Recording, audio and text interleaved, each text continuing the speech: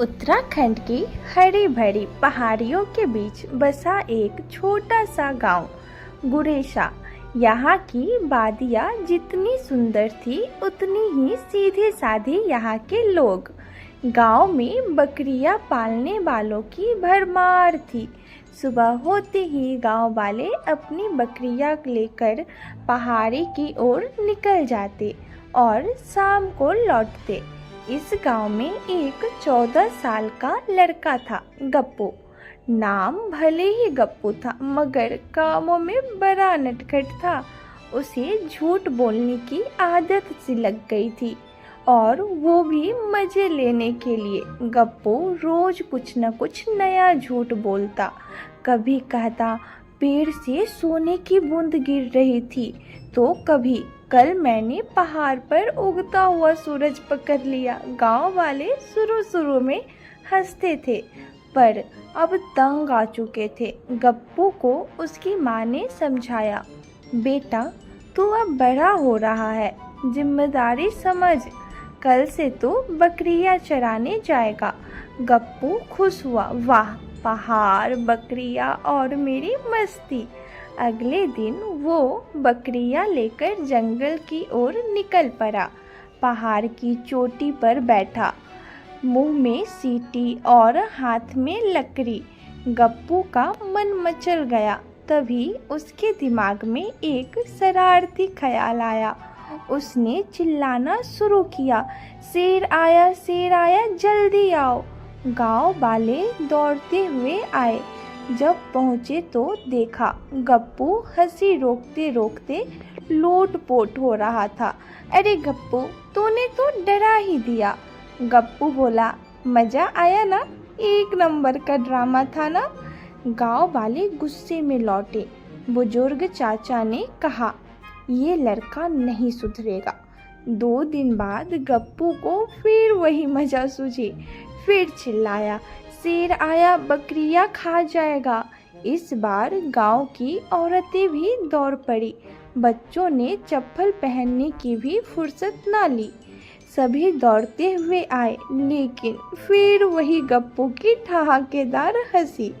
गांव के प्रधान जी बोले, अब अगर ये फिर झूठ बोलेगा तो हम कभी मदद नहीं करने आएंगे। गप्पू ने मुंह बनाया पर मन ही मन सोचा, अरे ये सब तो मज़े हैं। एक दिन जब सूरज आधा ढल चुका था, पहाड़ियों पर बादल मंडरा रहे थे और हवा में अजीब सी सनसनी थी। गप्पू बकरियां चरा रहा था। तभी झाड़ियों में कुछ हिला। गप्पू ने ध्यान दिया, कुछ बकरियां घबरा कर भागने लगी थी और फिर झाड़िया से निकली वो डरावनी गरगराहट, गुर्र गुर्र। गप्पू का दिल धड़क उठा। उसकी आंखें फटी की फटी रह गई। सामने सच में एक बड़ा सा शेर खड़ा था। गप्पू के पैरों तले जमीन खिसक गई। उसकी आवाज़ काँप रही थी पर वो चिल्लाया, शेर आया, बचाओ। लेकिन इस बार कोई नहीं आया। गांव वाले सोचे गप्पू फिर मजाक कर रहा होगा।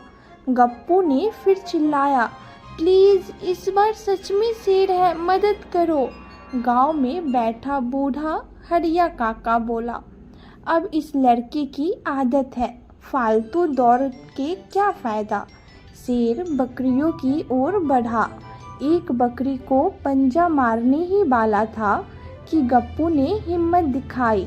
लकड़ी उठाकर जोर से आवाज़ की, हट हट हुस।